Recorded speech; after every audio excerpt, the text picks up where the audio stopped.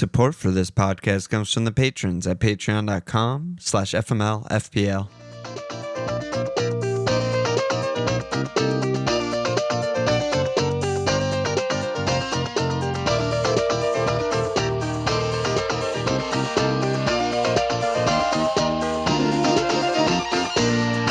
Okay! Welcome to FPL Milan.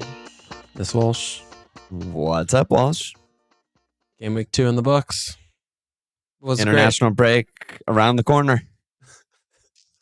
We got FIFA has to. The overlords need to be fed their money. So we must have sent some 50-year contract that no matter what in the world happens, there's an international break every September for eternity. Yeah, it's just like Nations League qualifying Andorra versus Kosovo.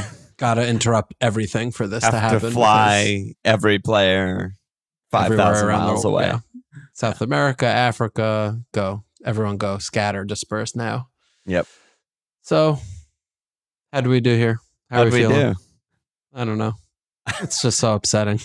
It didn't take long. They got us pretty early here, the script writers. It did not take long. My vibes are still okay, but let's take a look at this bench boost right here.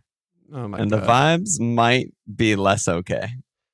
Well, I don't accept the way that they auto sub for a bench boost. It is actually very annoying, but they're incapable of coding it some other way. I'm not looking to point blame or fingers at the small indie company that runs the game, but it is annoying. It makes it look like you bench boosted 8 points. When in reality, I bench boosted 11 points. Yes. And I want those just desserts. I got 3 more points. I unlocked another quest that I didn't even know was a quest until I realized I unlocked it, of getting a 11 DefConner midfielder and a 9 DefConner defender in the same game week. That felt great. Yep. That felt really good. Yeah. And the team is just in broad strokes in shambles, as they say.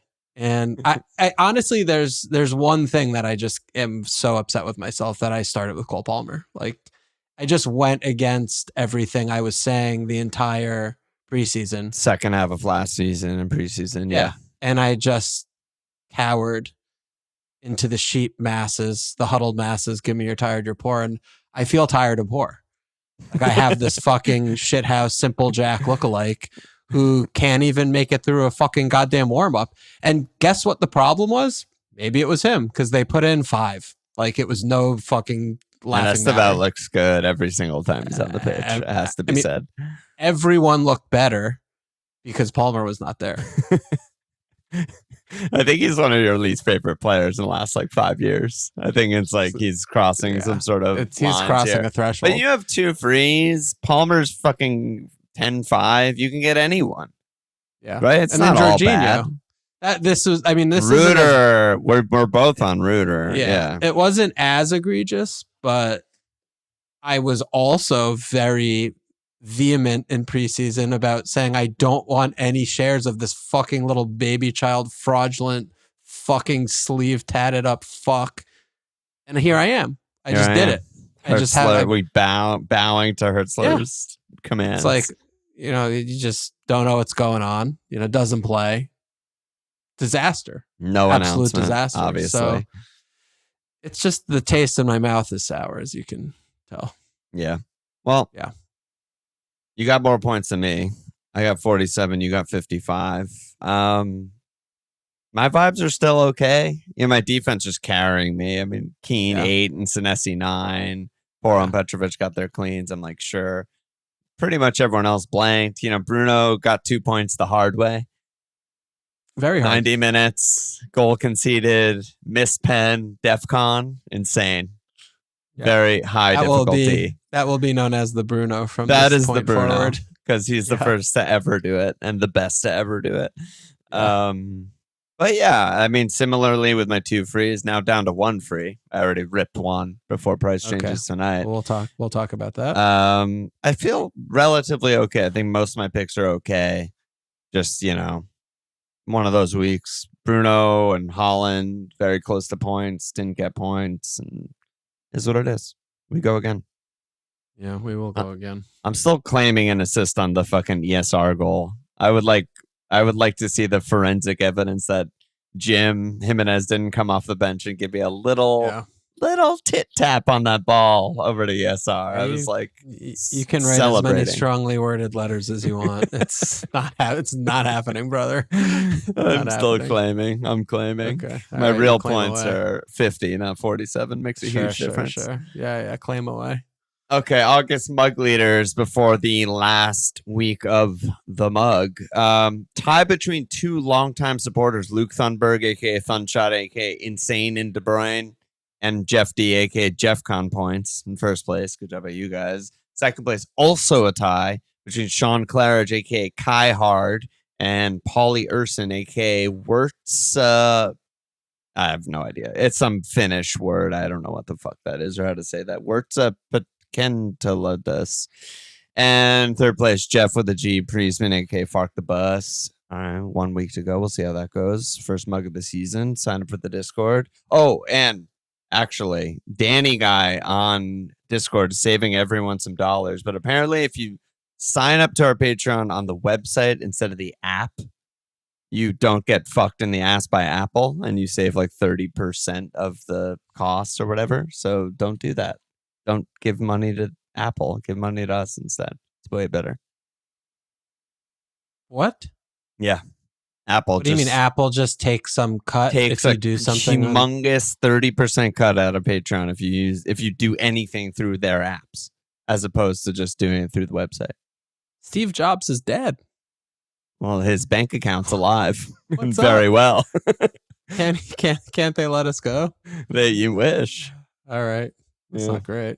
Not I'd love great. to hear that. But I love, Brown Hammer, Danny guy. He knows how He knows. I mean, it's still beyond me that people do shit on their phone. I don't do fucking anything on my phone. We're just old, though. I'm old as fuck. We're fucking insanely old. Because I'm the same, and it's passed us by. Yeah, it's passed us by. All right.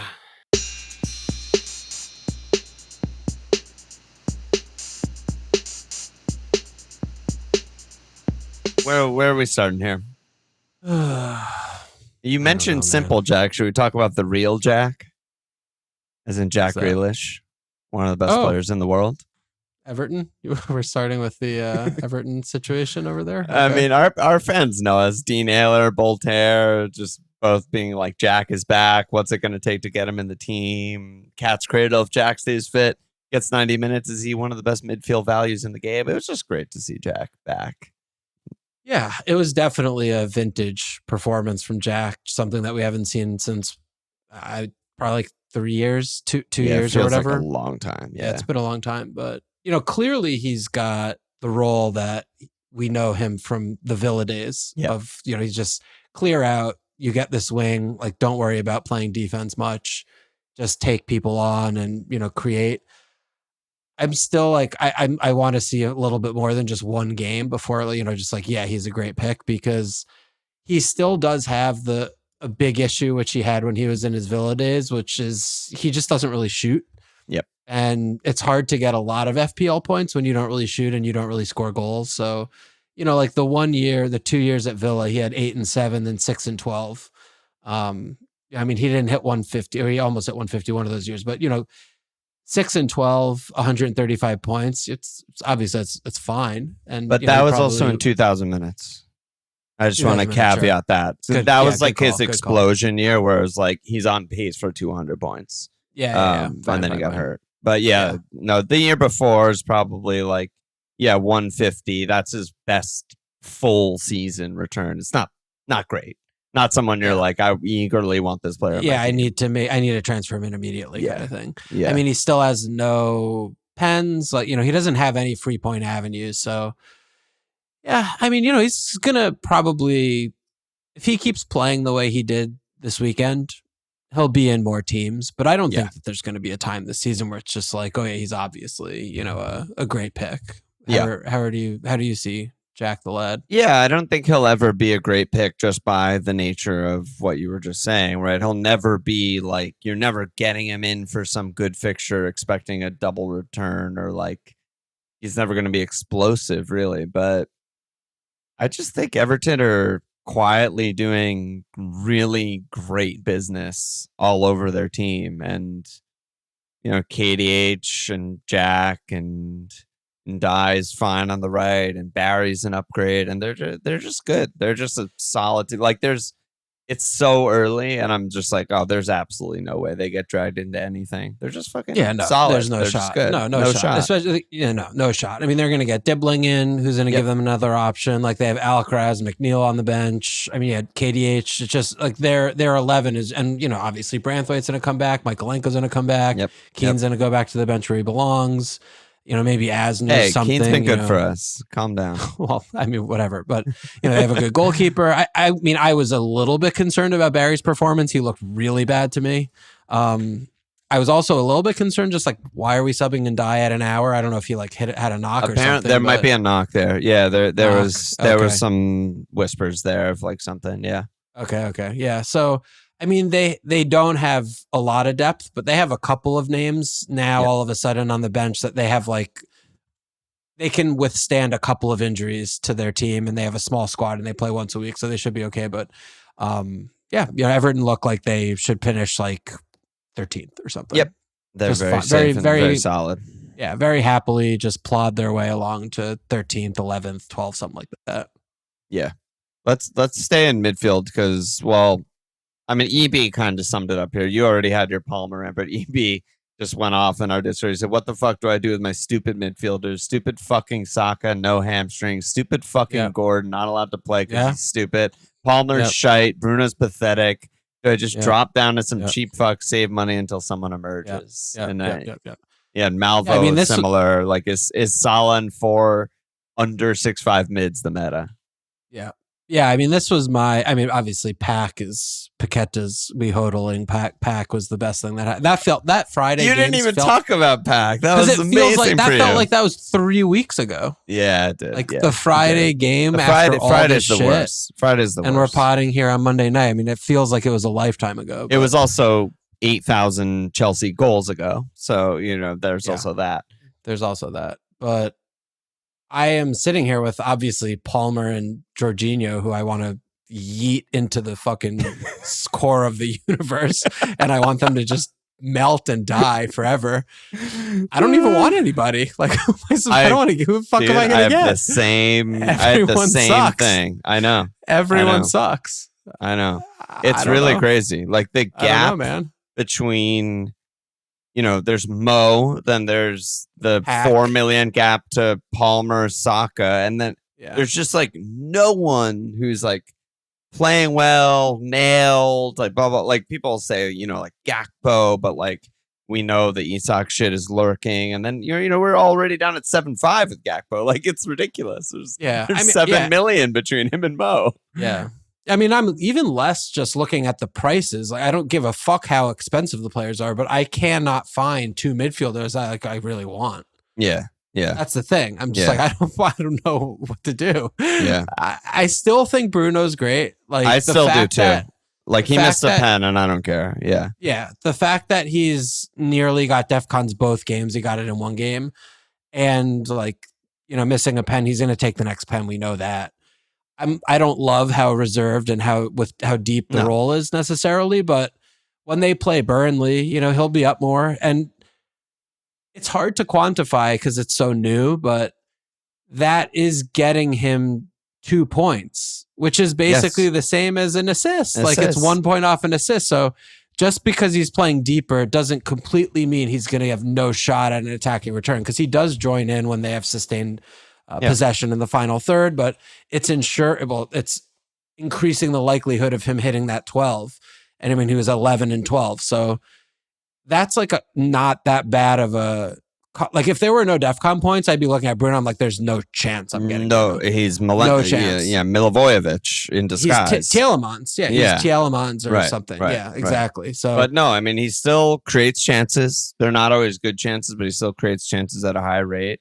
He's getting close to the DEFCON every game. He has pens. And like you said, I mean, I think it's one of those things where you just have to we've seen Bruno do it so many times, but some of these games he's going to get more forward than he has been and get some chances. That's That's how he works. You know, so, usually when they play promoted teams, which is Yeah. what they have next game. right. Yeah. So yeah, I still think Bruno's good, but there's not that many. There really are not that many. I don't know. Gordon was high on the list. Yeah, well, He honestly off the list was. now. Yeah, we don't have to talk about that at this moment. But every time I'm looking through the midfield list, I come up with big issues. Like even like Kudus. Mm. I'm like, oh yeah, okay. They have a pretty good run, all things considered. Doesn't shoot. Yep. Just doesn't shoot. He's so wide. He just progresses and he crosses. Like I don't want that. That's all. I don't want that player. And he's playing. That's all he does. Great. He's great. Just not he great looks for FPL. Incredible. Yeah, exactly. just not for FPL. Yeah, exactly. And I'm just like, I don't want that. Like you know, there's just everyone. Reindeers is like, yeah, you know, glad I didn't buy him and take hits and do something insane. But you know, you watch him again. The Spurs just fucking invisible. Like for FPL standpoint, just not even an entity. Like he's just such a peripheral, background figure. I mean, I honestly like Paqueta. Honestly, is like a really good pick. I'm just worried about West Ham and Potter and his role and whatever changes he makes, and if they somehow won that game or something like that, and everything else was the same, he might have been in my team already because I feel the same as you. I'm just like, oh, he's Bruno for 6 million, like 5'9", actually. Yeah, that's exactly. But I have no fucking idea what they're gonna do. They're such a disaster. He's probably one loss away from being sacked on the spot, maybe assassinated, I don't know, by the Dildo brothers. And I'm just worried that, Pac's just not going to be in a good situation for points. That's the thing is like as long as he's fit, I don't know what a bad situation for points looks like for him because it's basically like he's playing more withdrawn. So he's getting DefCons and he sells on pens. He's playing more forward. So he still gets DefCons because they suck and he creates chances and he's in more dangerous threatening zones. Like, I just think that, when you look at the landscape of the midfielders, like at 5'9" now is just, he's an obvious one, I think, in a very short list of players. I do think that Sar deserves a lot of attention right now. Yep. Because he's just out of position. Like he's just an out of position forward. And then we both didn't get him. Yeah. And nothing has changed. Obviously the Eze loss is bad. It does seem like they're trying to replace him. I'm sure they'll get one or two players who seem promising. But yeah, he's a fucking striker on a mid-table team for 6'5". There's just hard to beat that. Yeah, and I mean, we're probably going to have a really tough time on Sunday against Villa because we're going to have just played Thursday. So this is going to be like our 5th game in 2 weeks or something. Yeah. 1, 2, 3, 4. And you guys kind of fell apart in the second half. Like we stopped playing. We stopped playing because we have no squad. So, I think that'll probably be a tough game. But then we have the break, and then we have Sunderland and Western. So. The break isn't great for Sar because he usually goes to Africa, but just put Sar's name in there because of all the midfielders, he's got some stuff going on for him.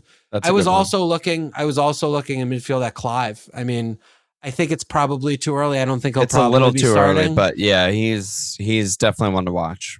Yeah, I don't think he'll be starting Gameweek 3 after he just didn't play a minute until like a very late sub appearance. What did he play? Like 20 minutes? When did he played 12 minutes. So 12, yeah. Yeah. So it's not going to be a starting game week 3, but I'm just kind of looking at who are the midfielders on pens. It's a short list.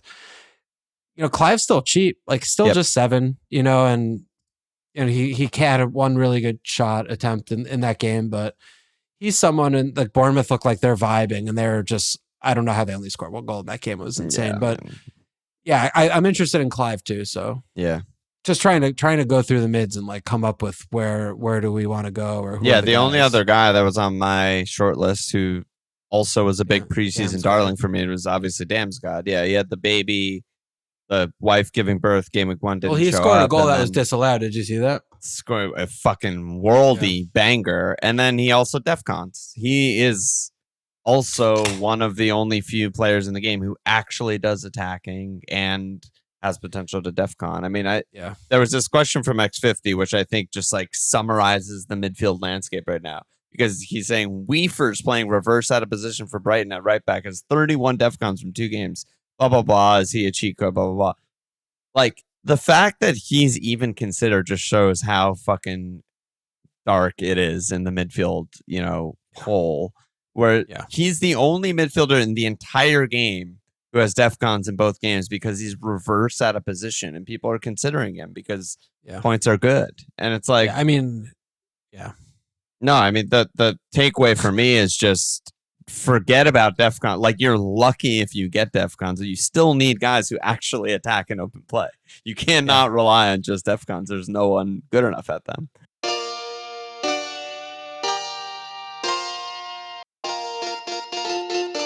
Yeah. And I mean, Anderson sitting here with 11 at 11. I mean, that's another fucking unlocking of quests. Like, I'd be so tilted.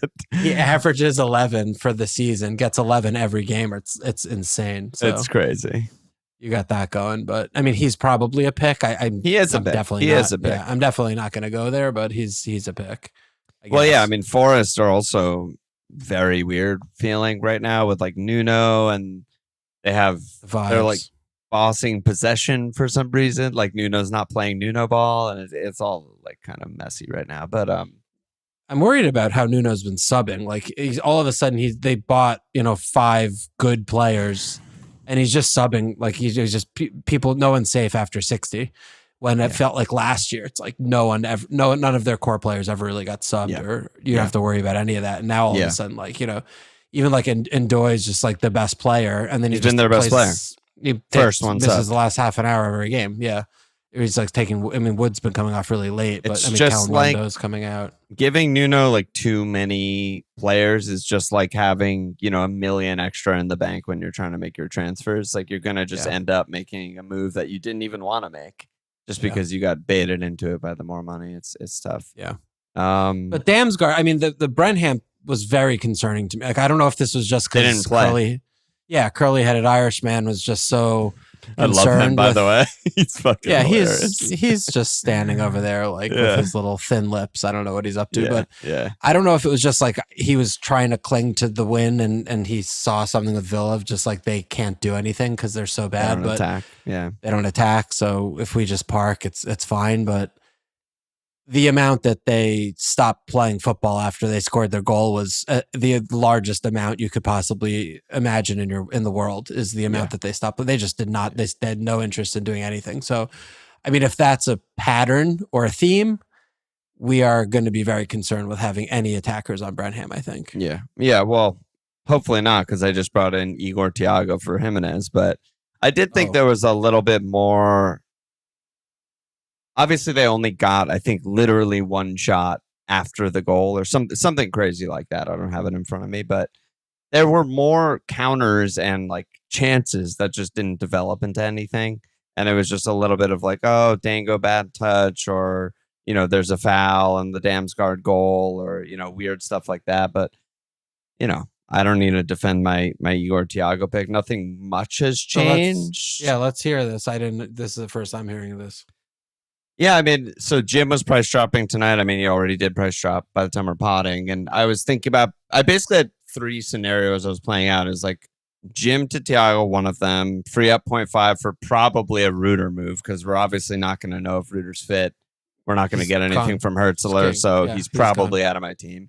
Scenario 2 is Jim to Ladro. I wish I knew if Palmer was out. If Palmer's like legitimately out for a while, I think I would have done that with a double move that's either Reuter down to a 5-0 or Verts down to a 7-5, and just gotten Ladro on pens for whatever it is. Yeah. Good move.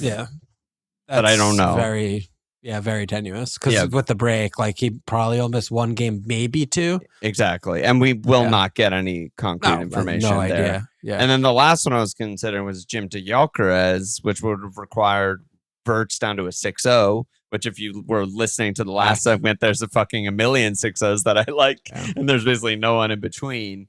With the Saka out for a few games and, Yoke on pens and stuff. But I just went for the simple one. Bad for Arsenal. So bad. I just went for the simple one. Nailed pens 90. And that's always been enough, right? Like, I don't even need anything else. That's always been enough. I mean, they're not a promoted team. They're better than that. I liked the lineup against Villa a lot. That's the lineup I was hoping for. Wissa still can't get in the squad. I'm anticipating they will still sell him.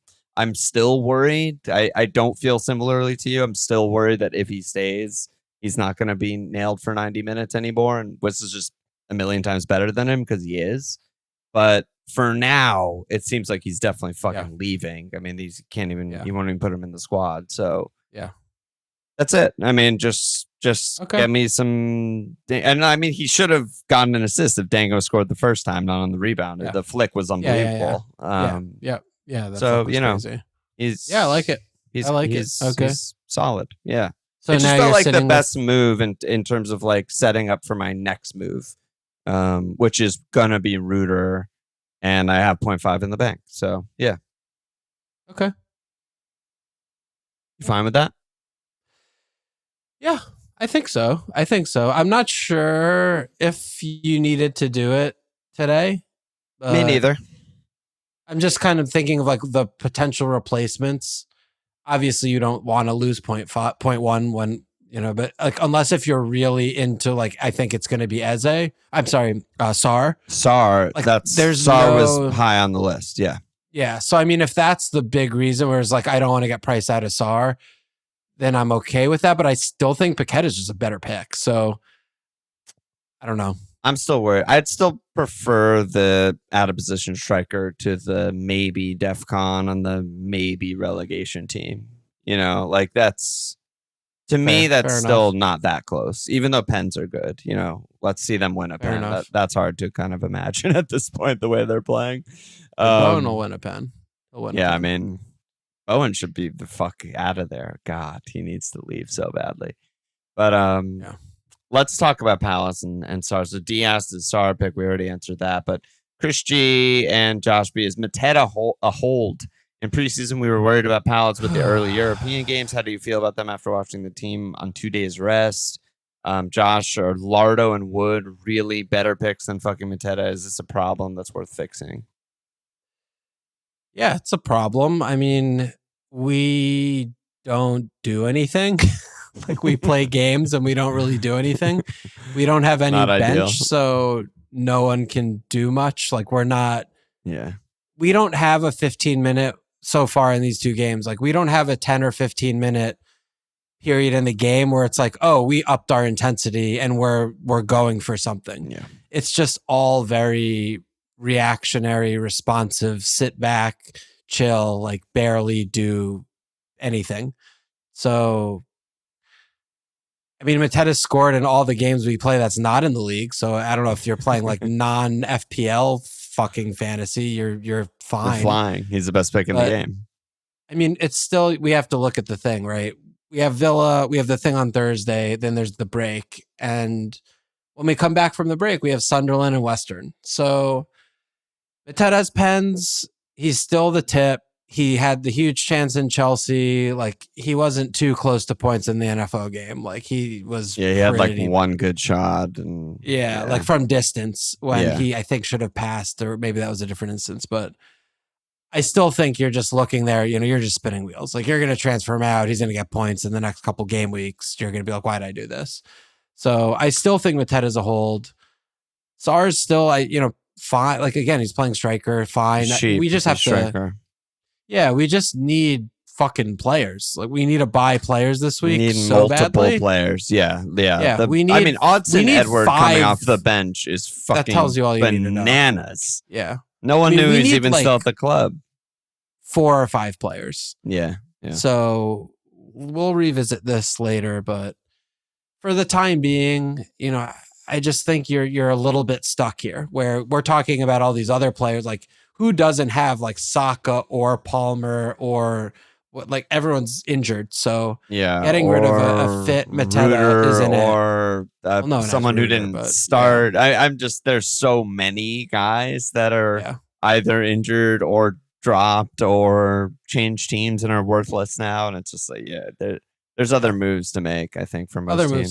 Other moves to make. But LaCroix, I mean, this is very quickly coming into focus to me of like these few guys that get 2 points that's it. Like I want Tarko, Yep. I want LaCroix, and I want Senesi. Yep. And I want to start them every week.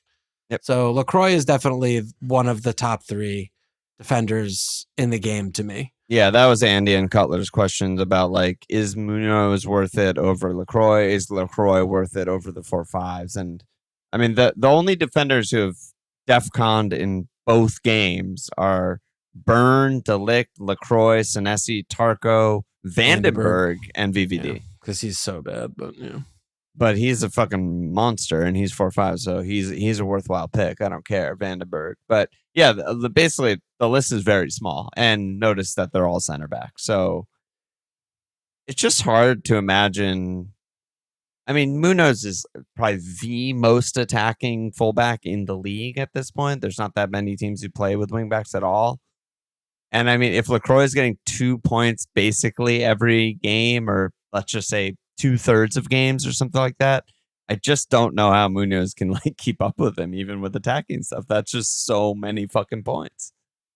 Yeah, and I mean, LaCroix also is really close to a goal this game. So, I mean, he just needs to put in 3 or 4 attacking returns plus all the DefCon points. And he's just going to get more points than him. Yeah. At 5 million. Yeah. I mean, he's just an incredible pick.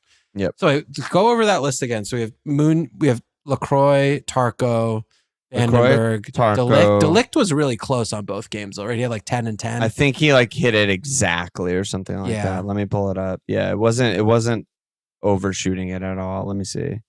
11 and 10 and 11. Yeah. All right. Who else was it? Senesi's is $1 million. Senesi gets $1 million. Byrne, Delict, Senesi, Tarko, Vandenberg, LaCroix, and Van Dijk. Yeah. Which also is a tricky one because we assume Liverpool will eventually figure out how to defend and control games, which means he won't do this. But the number he's getting, I feel like it should be worth more than 2 points. He's just like, he is 36. It's strange with him because it's like, you don't need money. You don't really need money because everyone's hurt and bad. So I'm like sitting here thinking, well, why would you want to get Virgil at 6 when you can get Vandenberg for $1.5 million less? And basically they're both getting like 3-ish points a game. Yeah. Until they figure it out. But I mean, I guess that would just be a bet on the future that they're going to figure it out and he's going to get his 3 goals and he'll be better on bonus and stuff, which eventually they will. But the big question with Liverpool is it going to be after 4 games or is it going to be after 10 games? And that's the difference between like winning the title and not, probably. So we'll see. Well, no one cares about the title. We're talking about DefCon points and clean sheets alone. Well, that's way more important. Yeah. But I mean, the list is small and it's pretty much everyone that like we were talking about in preseason is like, they traditionally seem to be good on this. We'll see if it translates to the season, and they're just fucking 2 for 2 out the gate. Yeah. I guess the one weird one is NFO. I mean, Tom had a question about this. He said, thoughts on Forest defense so far? They have nice upcoming fixtures, but they haven't been as good with DefCons as others. I mean, I mentioned that before, but they're like playing with the ball, which they were bottom 3 team for possession last season. They did anything in their power to not have the ball last season is what they did. Yeah. And I don't know if that's tactical or maybe it's just they played a tired Palace and a bad Brentford team. I don't know what to make of it, really. It's just too early to tell. I mean, too early to tell.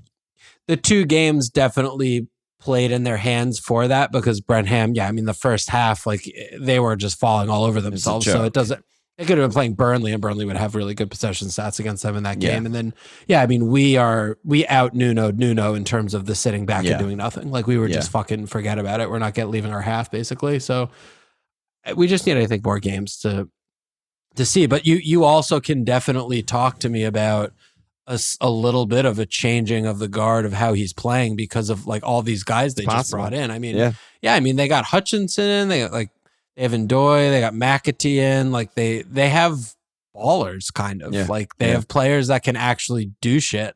So maybe want they the are ball. going to be a little, maybe they are going to be a little bit more expansive and open and, creating a little bit more and trying to score more goals. But I mean, look, I'm fucking very glad I listened to myself and didn't get any NFO players. But I mean, obviously I wish I would, but defenders anyway, they have fucking no points. So yeah, same. we take that, but that was a good last second decision by me too. But yeah. I mean, it seems like these are the center backs we want for now, and we'll target them going forward. I mean, what about also just looking at this thing, and should we be playing like 4 or 5 at the back? It's not crazy. I mean, in crazy. most games, these guys are getting at least 4 points. Yeah. And then if they clean, we saw this week, there were just hauls all over the place. There were so many cleans this week. I mean, getting 8 points for just getting a clean sheet, like I had 9 from Senesi and 8 from Keane this week. Yeah, I mean, getting the bonus points a little crazy. Extra gravy, but it's the thing that's so bizarre is like usually we are looking at our defenders historically of it's the 80th minute or something. We're like, okay, how many points am I getting? 6 or 7 or 8 or 9? And it's like, oh, it's just 6. Like he's nowhere near it. Usually, or 6. It's like, oh no, it's 9. And then the thing happens in stoppage time because it usually does, and then the guy gets 2 points. Yeah, the DefCons don't go away. Yeah, they don't go away. Yep. So it goes from 8 to 4. You're like, oh shit, 4 points. Basically, 4 points is a return. That's a return. That's a fucking return. 4 points is a return. If my players get 4, if I got 4 points from every one of my players every day, every week, I fucking win FPL. Win FPL. Like, you just win FPL. So I don't know. I mean, maybe there's something about like you have 5 of these center backs and you only want to bench one of them when they play like City or Liverpool or something, like the ones that are really bad. But I mean, maybe like we can't find mids we like. I don't know. I mean, maybe there is something to this. It's not insane. It really doesn't prevent. It doesn't really prevent you from getting any of the attackers that you already like on the pitch, right? Like we would still be starting I'd be starting Holland and Mo and Bruno and Wirtz and whatever. The guys I'd be benching are like fucking Reuter and maybe Reinders is a nightmare. And, I wouldn't maybe have Thiago or he'd be first on the bench or some shit. I don't know. I'd figure it out. But yeah, I mean, starting 4 of them would certainly feel good. I mean, we're sitting here, we both have De Kuiper. Just feels completely idiotic. Not just because he's on Brighton and they're frauds, but just having any attacking fullback is just like, why would I have Truffert over Senesi? Why would I have De Kuiper over any fucking center back who gets DefCons? Why would I have any of these attacking fullbacks? I know you didn't. De Kuiper was by miles the worst player in that game. I didn't watch shit this weekend, but so bad. That's to the like point where I almost was like, besides the point of like. Yeah, well, I mean, it's to the point for our FPL teams because I don't think he's going to be starting for very much longer. Like it was that bad of a performance. Yeah, fair enough. But no, yeah, I mean, this is what we were talking about preseason, where center backs. They did this big change. They barely changed prices at all. And the only noticeable changes were kind of like the LaCroix type of guy who's 5 instead of 4-5 when the rest of the center backs are 4-5 because of the DefCons. But they did not adjust teams who have 4-5 center backs and 4-5 fullbacks. They just kept them the same price. And it's totally wrong. It's like completely wrong. They completely missed the point on that. And the center back should be 5 and the fullback should be 4-5. Yep. Because they're so much better. Agree, and them should they'll make the adjustments and change it next year when they add more scoring next year. And then fuck something else up. But next year they'll do like progressive passes received are worth 2 points, and then the fullbacks are going to be imbalanced and too good, and it's just like a nightmare. It's just a complete nightmare. Yeah, the snake eating its tail. But Let's talk about Spurs. Jago said, should we be considering tripling up on Spurs assets, perhaps a double defense and Kudos or Richie? I've had a really hard time trying to make sense of Spurs, honestly, because we're looking at bad DefConners and no midfielders who really excite me, and Rich, who I'm just worried is going to play an hour every game now that Solanke's fit. Which has been the case so far. 71 and 77 minutes for Rich, yeah. So I get it because they look good and the team's playing well, and I like the manager. Obviously, we like Frank, both of us, right? Yep. I still don't really see any picks. I just see them getting shouldered out at every stop point from other players. How are you looking at Spurs?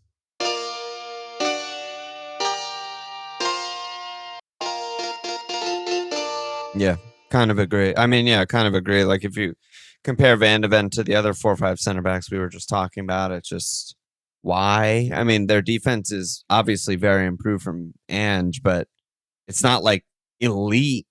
This isn't like some defense where like, oh my God, they might keep 16 cleans. At least we haven't seen that yet. And they really shouldn't have cleaned either game so far, if you're going to be honest. Like unbalanced, yep. Unbalanced. And like, Romero hit DefCon exactly on the nose against City. So it's, maybe he'll get some goals and get some DefCon, but he's not like these other guys who seem like they'll hit it like almost every game.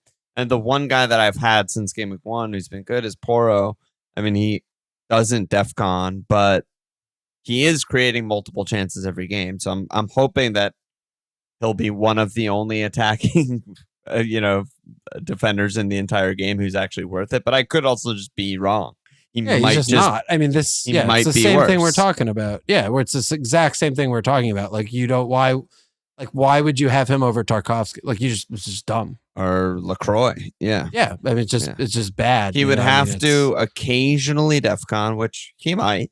It's 2 games, and be insane on attacking, which I expect he will be. Like he's always been very high attack returns. He's on every set piece, etc. But so far, he hasn't gotten them yet. Yeah. It's just the variance is so much higher with getting assists on set pieces than just playing a game and doing your job and getting playing a game points. And heading the ball. You're not doing anything special. You're not relying on any. You don't need your teammate to finish do anything. Yeah. You just have to play your position. Yeah. And the team sets up the way it sets up every week, and you get an extra 2 points. Like that's a cheat code. Yeah, it just doesn't seem right at all. And everyone should probably have Tarko. Everyone should probably have LaCroix. And Senesi's clearly one of the best picks. We have to see. I Bournemouth buying in the window. I don't know. Yeah, I mean, there's like rumors with like what's his name, Disasi, but he sucks. I don't see that happen. He should being just a be problem. Depth. Yeah, so he'll be like Adam Smith's backup. I think is like his level. I mean, we'll playing those like. I don't know. I think Vandenberg is so bad I think he's such a bad player. But I mean, he gets the 2 points, but putting these guys all together is like, you can easily get, 4 of them, maybe even 5 of them. And then you're just getting all the premium picks. Like maybe Isak stays, like he's a pick. I don't know. Yeah. Palmer gets back. Saka's back. Like Mo, Holland, like, you could just do Christmas tree with 5 premium attackers and all these fucking shitter DefCons. Yeah. And you're just like, oh, this is good. I don't have to do anything. Yeah. I think that's the move for sure. I mean, if you just look at the teams and sort by points, it's right fucking there, right? It's like, Romero has more points than Porro. Van Dijk has more points by a lot than any Liverpool fullback, obviously. It's just the same for everyone. Tarko has more points, et cetera, et cetera, et cetera. Senesi. We expect it to mostly continue. But back to Spurs. I mean, I kind of agree. I mean, it's hard. It seems like they're doing everything in their fucking power to replace Brennan Johnson. They've had like 18 bids rejected, but for different players. The latest being Eze, but Nico Paz and all these other guys. They're just trying to spend and get a 10 kind of wing guy to replace him because he's so bad at everything except scoring fucking goals. So I don't know. Maybe he'll end up being the pick if he just keeps starting every game and just getting big chances every game. Yeah. He's like probably the best chance of being like, maybe he'll just fucking score double-digit goals like he did last year. I don't know. But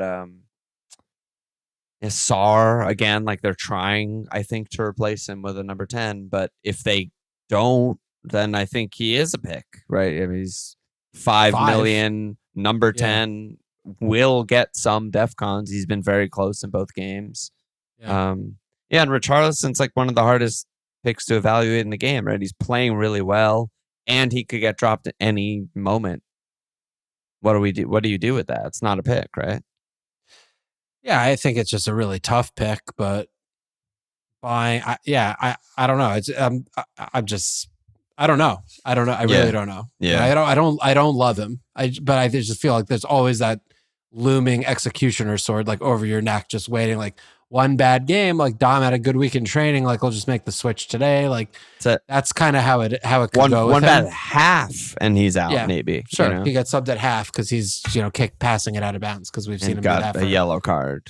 Yeah, we've seen him do that plenty of times before. So I'm just a little bit I'm good. Like I'm chilling. I'm fine to watch Spurs like do their thing. Like, yeah, I'm happy to watch them. They're fun. They're fun to watch.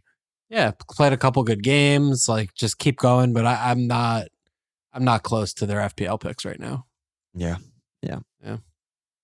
So Nick said not a question, but listening to the new episode, need to just take a second to acknowledge Walsh's newfound abilities when it comes to promoting the Patreon and Discord. It's actually very impressive. I'm a longtime listener. Finally signed up. Clearly it's working. Good job by you, bud.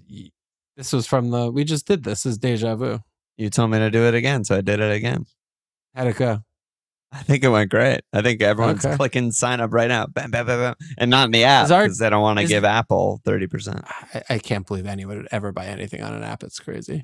It's crazy. It's crazy, man. Meanwhile, everyone younger than us exclusively buys on apps. When you go on Amazon app for Bezos, it does not show you the same shit it shows you on the computer.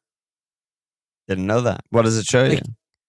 Because you just don't get to see as many things. Like on the computer, it's like a bigger. You can't see. Yeah. There's like a lot of options. Yeah. Like it's like a little thing. It's like it gives you like 8 things. But on the computer, you just look at it and there's already fucking 15. I agree. So you can like, this and that. Like it's like looking in an aisle in an actual store and seeing many different options. Yeah, I'm with you, brother. Oh wait, I was gonna ask you something, but I lost my train of thought. Well, yeah, we keep going over that. Got that. That point's been consolidated. I don't know what's happening. Seems like some people are wildcarding. The discount. Oh, the discount. We still have the discount, or is it over? Dead? They fucking missed. Fuck off if you you missed the discount. They missed a humongous, insane discount on the annual, which already has its own discount. We added another discount on top of it, but you missed it. You're a fucking idiot. You need to learn that. Standing offer is a discount? Yeah, the standing annual offer is a discount. That can't be good business by us. We do it for the people. Okay. It puts asses in the stadium. Okay. All right. So what do you get? What do you get if you sign up? Oh my God, great question. I mean, the Discord's got to be one of the bigger draws. The chat room with us and everyone. The internet chat room. The friends that you make instantly become the most popular kid in school. It's crazy. The metal conversation took me by surprise. God, the metal people were popping off today. There are more than 1 or 2 people that are metal enthusiasts. Metal freaks. Well, I wouldn't go that far. I would, because did you listen to fucking Clowncore? You think I clicked on that shit? I listened, and it's not that bad. I did not click on it, but yeah, some psycho posts some picture of like the It clown or something like Pennywise, and it's like a music video. I'm like, I'm definitely not clicking on that, but people are talking about metal in there. Shout out to Tuna and Rice and Calf. I think talking about that, and shout out to our very own producer Nate, who's been touring with metal bands for months and was at the festival where Clowncore played. So good job by him. Yeah, I guess it's a good job by him. I don't know. Yeah, no, the Discord's been good. And the extra episodes. The Thursday episodes. Phenomenal. And the live streams on Friday. Live streams have been fun. We're doing it all. We're doing it all. Yeah. Sammy in the Fantasy NFL League. Oh my God. Scenes. So we got Arscast disassembling leads, taking some injuries. I don't know if we really need to talk too much about that. I mean, they have such bad fixtures. Soccer. I was tempted to go yoke because not just because of the 2 goals, just the pens and the nailedness and the 90. Everyone's hurt. But yeah, I mean, the fixtures are so fucking bad. Liverpool, NFO, City, Newcastle. It just feels like the ceiling for goals is relatively low. Yeah, 2 at the most in the next 4 probably. Yeah, I mean, they could fucking destroy NFO at home. I don't. They could have any time just for that. score 4 against Liverpool. Look how Liverpool have been playing. But I'm not going to bet on it. I'm not going to put a 9 million player in my team for it. Yeah. That's the issue. You know, you're probably happy if you have him, obviously, because you just got all these points. Ecstatic. He's the easiest hold in the world. He's nailed on pens on one of the best teams in the league. It's hard to buy him. Yeah, I think that's basically the case. Yeah. But there's some wild carders and free hitters. I mean, Parmo said, who are the game 3 wild cards must haves? Lou said, what does a Gameweek 3 free hit look like? And then Shiv said, money, no object, who are your top 3 forwards? So kind of all over the place from the people. I mean, the forwards one is it like forever or for the next few, or like what's the I assume scope? It's like the next few. I mean, I don't know. I mean, Wood's definitely in the list with Holland. Because this is the 3 and 4 crazy fixtures in the next 4. Yeah. And then Ekatike or Yoke. Yeah, I think so. I mean, it's what do we have, 7 days or whatever left until the window shuts, but yeah. If they don't get a fucking striker, yeah, Ekatike is just like one of the best picks incredible in the game. pick. Yeah, incredible just an pick. incredible pick. Yeah. And yeah, Yoke is clearly a pick. So yeah, that's probably as far as you need to look. I mean, I still like Mateta. You know, I mean Ladro also. If Palmer's hurt, Ladro is just incredible, immense, amazing pick. Yeah. I mean, Evan Nielsen is what's great the deal that he with him? doesn't take any shots anymore. He just like doesn't do that anymore. But I was laughing in an evil way when he got fouled for that red card because it's just like. That's the classic Evan Nielsen. That's how he gets his fucking points. Well, usually it's in the box. But it wasn't in the box, assists. so he didn't get the assists. Yeah. It's like so funny. That's his skill. Yeah. It's been really bizarre, the Bournemouth games. Like, Evan Nielsen, Semenyo has been so ever present. Like, he's just taking so much of the space, and it's like I'd never last year ever remember him coming so central so many times in games. I'm wondering if this is something like if this is like we should be like the amount of good chances he's getting, not just quantity of shots, because he always had that in his locker, but he's actually getting central fucking penalty spot or closer shots at both games so far. Yeah. And I definitely want to see what happens when Kluivert comes back, because I feel like that might be a thing. Like, he's just having so much more license because they're playing with fucking Adam Scott and, you know, all these fucking shitters. But and Tav, like, I fucking can't stand Tav. But I wonder, has been like, really good, actually. I didn't like Brooks's performance against Wolves. I thought he was really, really like profligate and kind of like ponderous on the ball. But I think when Clive comes back, like, he takes a lot of the central positions, and I think he shunts Semenyo out wide a little bit more. And I think that also, like, because Kluivert doesn't ever really go to the pen spot, from what I remember. He likes to do a little bit more on the edge. And then there's the big chances for Evan Nielsen. Like, but like every time I'm watching the games this year, it's like the 2 games, there's him and Semenyo running for the same kind of like competing for the same cross, and Semenyo gets it every time. So I'm like, this sucks. Like, I need this to change. But I just don't know. Like, I mean, Evan Nielsen just straight up not shooting. So I don't know what's happening. But I'm worried. Obviously, I have him. Yeah. He just fucking doesn't But do at least anything. they're good. So it's like, you know, you expect them to keep playing well, and they have Adley and Clive coming back and Doak. Like, they have all this attacking depth, and he's still really their only striker. So he's still just going to keep starting every game on a, you know, upper mid-table kind of team with a good manager. So it's still got to be something good. Yeah. And I mean, he could have 3 assists this season by now, and it's just not it just hasn't happened, which is unfortunate. Yeah. I mean, Lou was asking about a Gameweek 3 free hit. Is there anything we don't know? I mean, I don't know. Is it just so obvious? Whoever's playing the fucking promoted teams, I don't know. I mean, I think you definitely are lumping on NFO, home Western. Like, that's for sure. Sunderland, it's Wood tough. and a defender. Yeah. 2 defenders probably, or Yeah. Ndoye and Wood and a defender. I mean, Holland for sure. Yeah, Holland's obvious. I don't know how many City players you want to get. I mean, that's a really good matchup for them. That's a hard one to know. Yeah. Yeah, but sometimes they go to Brighton, they don't show up too well. But the Brenham Sunderland fixture is really tough because like the way that they look Gameweek 1 and then like how they looked against Burnley, like maybe it's like they really are tough home and away they're just a little bit more. Yeah, not sure. You know, yeah, I mean the Chelsea Fulham. You probably want one flyer in that. Like if it's Thiago or Damsgaard or something, you probably want one just in case they suck, and they probably do. Yeah, probably. I don't know. I just Bruno's don't really in the team. Yeah, I mean, you got Bruno, you got a couple of Man United defenders. I'm sure you're going to Ligt and Dorgu or something like that, or Cunha. So yeah, you could go Bruno and Cunha. I don't hate that. Yeah, if you're free hitting, I mean, we're already at like 8 players right now, so you're getting closer. That's most of the picks. Yeah. I'll figure that out. Okay. Ooh, we got a bunch of other scattered questions. Should I just rally through them? Yeah, let's do it. Lord said, how do you feel about holding transfers until after the international break this year? Seems like quite a few high profile injuries already, which can allow us to assess the fitness of the players easier. I mean, you fucking wish we had that kind of clarity with the international break and the injuries. It's good in theory, but we're not going to know a single fucking thing.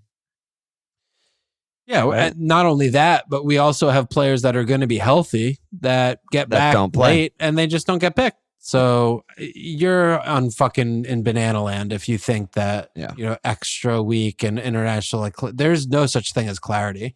No. You thought Jorginho Ruder was fit, not fit. Jokes on you. Hasn't been fit for days. That and just who plays the first game on Game Week 4 after the international break? Arsenal. Oh, good. You're gonna rely on Saka, and he looks good in training or something like that. He's fucking not playing that game. They're South Americans. They're not fucking playing that game. Nightmare. Yeah, it's just a mess. It's a mess. It's a nightmare and a mess. So, I think the time of looking at fixtures and when they fall and the list and the break and the this and that is just over. And players are not fit until they're fit. Yeah. That's just how it goes. So that's how it is. Yeah. That's how it is. That's just how it is. Ashir said Villa look dog shit. Should we use our freeze to get rid of Watkins and Rodgers, or would you be a bit more patient given the fixtures? What are their fixtures? That's a follow-up question. They're playing us, which is going to be a bus. Home Palace, really at Everton, at Sunderland, home Fulham, home Burnley. I mean, that's a fucking insane run. As long as you don't have injured players, I think this is the most emergency, like fire sale thing in the game right now are your Villa attackers. They don't attack. I'd probably just hold Ollie. I don't agree, actually. Yeah, I would not hold Ollie. Like, I think you're just sitting with money for a player that you can get a player that's $1.5 million, $2 million cheaper. With pens, like that's just a better pick, and you just put the money elsewhere. But they're playing 2 buses right now. Horrible matchups. Like the next 2 weeks are horrible matchups for them. Yeah. And I just don't think that at this, this station or this time of proceeding, you just want to sit there with that. I just don't. Yeah. No, I mean, it's fair. I just think that they'll come good. I just wouldn't panic. They have a good manager. They have the same squad as always, which is like kind of a bad thing, but it, kind of also means that they'll be okay. And Ollie's just so good. We have so much evidence of him just being so good. I think they will obviously do something because scoring no goals and creating no chances is not good. So I can pretty comfortably say they'll change one thing at least. I don't know what that'll be. It's Maatsen or a less defensive midfielder, or maybe Malin, or one of these fuckers will get a game. Bundy will start, maybe something. But I think Ollie will come good. I'm not too worried about Ollie. Rodgers is different. Ollie will obviously come good. He's not going to finish on 0 goals, but I think like the Brenham game was so concerning to me because he showed such an inflexibility and like unwillingness to do that. Yeah. And all they could do is just get their he subbed on the guys you would want him to sub on. You know, but like all the who was it that got hurt? Gassan Kamara got came hurt, on, and so Buendia came on for Malen him. came on. Yeah. Matson, it's like Malen, yeah. All they're doing is just getting their shots blocked. It's like it looks like a team that just doesn't train and has no idea how to do anything in the final third together in an attacking sense. Like it's like if the other team doesn't make a mistake, we don't do anything. And they didn't create anything. I mean, everything was just getting easily blocked by like a 15th place team in the division. Yep. So where are we going from here? Yeah. Like, I don't know. I don't know. Yeah. So, I mean, this does, I am getting a little bit worried watching these performances from them, thinking about like Spurs last year, where maybe they're going to be good in Europe and finish in 14th or something. Right. Like I mean, it's obviously their on. best way of making the Champions League is definitely through that, but yeah.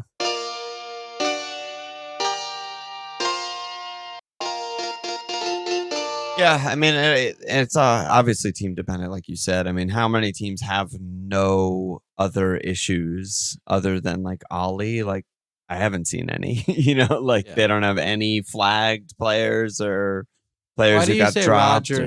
Rodgers is different than Ollie. You're more worried about Rodgers? Yeah, I mean, just with the fundamental thing of like players don't usually have their like breakout best seasons of their careers in back-to-back years, and I really rate him, and I think he's awesome, and he was great last year.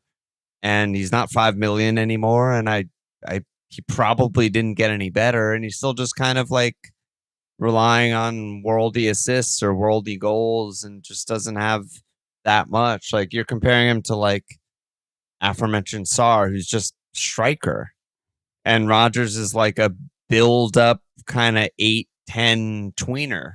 And it's just like not even close, right? And there's and he doesn't DefCon, right? It's like he's like kind of the worst of both worlds because he's not Paqueta, but he's also not an actual attacker.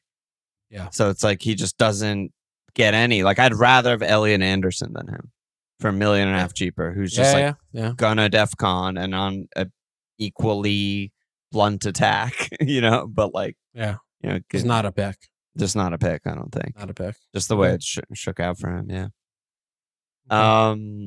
Dr. Brad. Oh my God, welcome back, Dr. Brad, with a big brain question. How much can we extrapolate about the future from the 2 games of the data that we have? Is there anyone where you're thinking the 2 games we've seen might have been misleading either to the positive or the negative?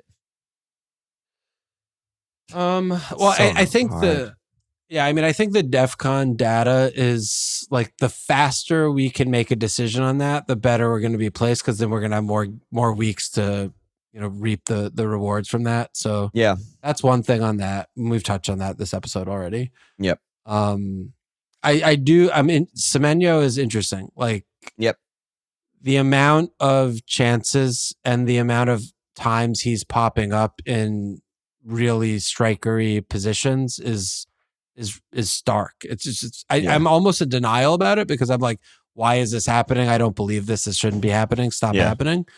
But it keeps happening. It's been 2 games. So, I mean, if this like if this is like, we gave him the new deal and he's the guy now, and we're really trying to kind of put him in a more prominent role to do the things, he could bang. He could really bang right now. Yeah, I mean, he could be having a breakout year. This might be the beginning of the breakout year, or this will be soon forgotten in 3 games, and he'll just be back to normal, and we don't know yet. Yeah, playing wide and shooting from fuckland and doing nothing. Yeah. I think the other thing for me is like going into the season, it was sort of like Leeds and Sunderland have something about them. They're not as bad as Ipswich, Southampton, Leicester, whatever, who could get dragged into it. And a lot of people, including myself, were saying maybe Wolves, maybe West Ham. And it's just like, if these teams aren't making a bunch of signings in the next 5 days, then I'm like very worried for their Premier League survival. Wolves are sitting on a shit ton of money and not doing that much with it. And West Ham are just a complete fucking disaster and haven't made a good signing in a very long time. So, and that is something that like I don't think is a fluke. I think these teams need to be in full panic mode right now. Yeah, that's fair. That's fair. Okay. Mads Hermansen thought he was going to be good. He's not good. Not yet. Team Doobie said, were we too quick to dismiss João Ladro? Yeah, maybe. Well, we'll see. I don't think. I mean, I think with Palmer. I think he's just such a. With Palmer, I'm not interested. I just think he's so much of a worse asset with Palmer. It's like they want to kind of do a lot of the same things, and and he doesn't have pens, so it's still not a pick to me. But the thing that I would have, he's incredible. Yeah, without Palmer, we don't even need to talk. He's a complete steal. But the thing that I would have liked to see that we didn't get to see because Palmer got hurt is like Ladro playing number 10 with Palmer on the right.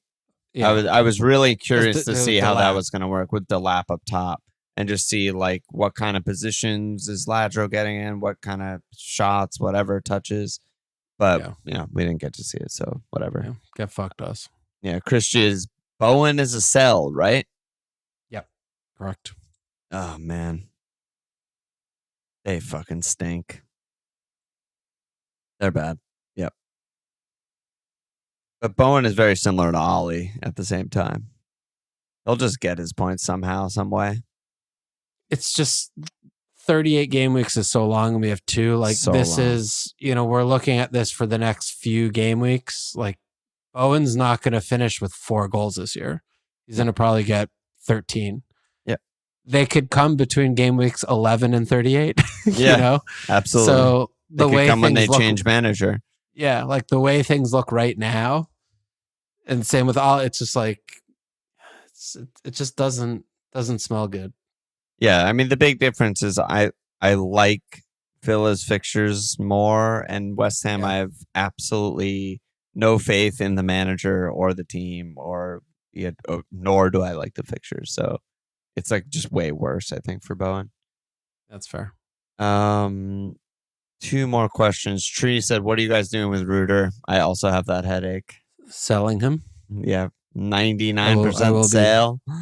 I will 100% be selling him. I mean, I was fucking going to sell him before I even knew he was hurt. So how we good? Yeah, you were talking about selling him pre for reindeers. Yeah, did you know there's EFL Cup games this week? What's that? Oh yeah. What is that? What are you talking about? Huge cup. EFL. I don't know what it stands for. English. Forget about it. League. Dorito Cup. The other cup. The not FA Cup. Oh, the League Cup. Yeah, the League Cup. That's the word. Premier League teams are playing? Oh, yeah. Big time. What? Yep. I just looked up Brighton's fixtures, and the first one talking about? Wasn't in the league. What are you talking about? It's against Oxford United. This week on Thursday or some shit? Wednesday. There's games on Tuesday and Wednesday. Fucking half the teams in the league are playing. Yeah. Oh my God. Okay. Yeah, it's going to be really cool. All right. Well, that even makes it even more likely that I don't make a transfer until later this week, I guess. Yeah, you should hold. Vermonter said, after 2 weeks of watching, who do you think will be the upcoming bandwagon picks? Do you think it's still worth it to have a good 8th attacker on the bench? Or still isn't worth it to have a good 8th attacker on the bench, I think. Yeah, still definitely believe that to be the case. Yeah, just have a 4 or 5 DefCon center back. They're better than any 8th attacker in the entire game. Yeah. It's hard because it's almost like we have to project and think about what's going to happen after the transfer window closes before the transfer window closes. That's really hard, yeah. I could see a case for Django. Like I could love Django. Yeah, like at 6, if he's gonna be taking the Wissa role and like kind of being the tip, and Thiago's being a little bit more of like the come deep, facilitate, and kind of do those bits. Yeah, it could be the Bumo Tony of yesterday. I mean, it might be that just both of them are picks. Yeah, absolutely. at 6 million, you like that. I think you like that. I think there's something there. Yeah, I like that shout. Yeah. I'm looking at Cunha maybe. I mean, he could. I could see him. One of these games, he's going to explode. I mean, he's going to have 2 a goals brace. and an assist. One of these games, he just strikes the ball too well, and he's too far forward. And I don't know. Do you think that they're going to keep Sesko on the bench for long enough for Cunha to be an actual pick? And the thing with Sesko that isn't always talked about is he's really bad. So I think that are you talking about Sesko or Hodglands? I think he shows up in training and they're just like, holy shit, this guy doesn't know how to play football. He's just like big and strong and fast. He's like a tools guy. And I just don't think he's like capable of being good. So yeah, I think they'll keep it this way for a while. I mean, that'll change very quickly if they don't start winning any games ever. But I think they'll win home Burnley and score goals. So, I think he'll stay on the bench for a little bit. I don't know if Cunha will be a pick. I mean, he's getting enough chances that he is a pick right now, even without pens and shit. I think the interesting thing that's been happening is, I mean, look, we know that Palmer and Saka are both hurt, so it's, maybe this is going to be a really small window with this case, but with Cunha, it's like, oh, he's fucking 8 million. Like, there's no shot. We don't need money. Like, we don't need any of this money. Like, there's Haaland and Mo, and then there's all these, there's nobody else that you give a shit about. So it's crazy. Like, Cunha could be 6 million. Like, if he was 6 million, like, how would you see him as a pick? Like, I think you almost need to do that mental exercise. Yeah. So it's like, well, he's 8 million. So what? Like, so fucking pick him. Like, the only difference is you have to make one more transfer just to make the money. But once you have the money, it's no difference. Yeah, totally. Yeah. I mean, he's similar to Sarr, where he's a midfielder playing out of position. Yeah, he's playing out of position striker. So on a mid-table team. It's the exact same. Yeah, so usually that's pretty good. If you're wildcarding, you can just get all the DefCon defenders, Haaland maybe only forward, arguably. And then and then you get a bunch of out of position strikers. You Mo and 3 out of position strikers. Great. Mo, Bruno, Cunha, Sarr, Haaland. Great team. Phenomenal 5 team. DefConners. I'm wildcarding right now. Click it. I fucking dare you.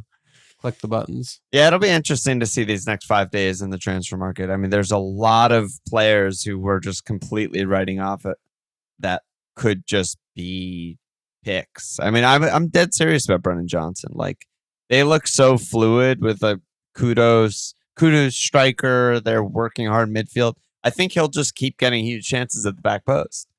And I think Frank is fine with that. He's like, yeah, you're my goal scorer. And if they just can't get anyone over the line, I think they'll just keep doing it.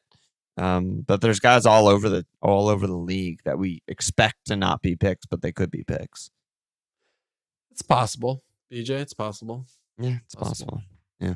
I've always been a skeptic of his, but I'm like a sicko's gif with him, and just like, is it possible to be this bad but also be good? He's 7 million. Like, he subs him every game. His only avenue is the open play back post happen. Yeah, if he has to take, if he has to, it could be. It could be. Yeah. I just feel like he's such a limited player that he had 137 points in 2,000 minutes last year. 11 and 6. But dude, like, he fucking sucks. So there are games where he just can't play. So I mean, he's depressing his minutes because of his existence. Like, it's not because he got hurt. Yeah. It's like because he fucking sucks and gets dropped for games because he sucks. Yeah. So I feel like Frank is going to see him as that type of a tool. Like, I can use this tool for a few games. Yeah. I had to put this tool back in the fucking shed for a few games. Like, I don't know. I think of it similar to Gakpo, who's like, again, if Liverpool don't buy, boom, there's a fucking bandwagon. Everyone else who's on him already has 1 million points, and we should all be getting him if Liverpool don't end up buying anyone. But yeah, Gakpo's possession game is bad. He can't be on the ball consistently, fucks up all the time, and he just does the thing. Just cuts in, does makes the a thing. side pass, And it's or worth it bobbles, or he like gets a deflected or a shot block, or he he gets has assists. a great finish. That's what or he did in the bangs first at top game. bins. Yep. And that's good enough. And I just feel like Brennan is like sort of similar. It's like we have all these other functional pieces everywhere, and we can build up and do stuff without you needing to touch the ball. If you're just there, that might be good enough. But we'll see. I don't know. Could be. A lot of speculation. That's all we're in the speculation business. Brennan Johnson. Accumulate dude. to speculate. Brennan Johnson, leave some pussy for the rest of us, my man. Oh, You my monster. God. Oh my God. Took a turn. Oh, should I slap some asses? Some new Patreon signups? Yeah, Get some, I think their asses slapped. That's probably a good pod for the evening. Yeah, right? we'll do captains and transfers, and there'll probably be more IRL transfers on Thursday, and that's what we do on the Thursday. We'll talk episode, so about my do wild that. card. And your wild card that you just launched. I hope you're not serious, but we'll see. John Bellinger, Benedict, Luke H, Rory, JD, Chris Jackson, Luke Collins, Sean Laurie, Labro, Wubble, Jacopong, Ned, Leon, Ronan, Cheeseman, Tim Harner, Adam Rook, Tom Richter, Alex, Rob Gray, Daniel Gunnarsson, Lucas Frostlin, Sebastian Thofeld, Matt Cresswick, Scott Longdeer, Clary, Mike Oxmall. Get in there, baby. Slap that ass. Wow. Thank you, everyone, for the support. Really appreciate it. Good to see a lot of new faces in Discord. Love to see it. Keep them coming. Any last words? See you tomorrow. See you tomorrow. Check us out at FML FPL. I'm going to follow us. Twitter at FML FPL. Support your Patreon.com/FML FPL. Subscribe, rate, review, and cheers.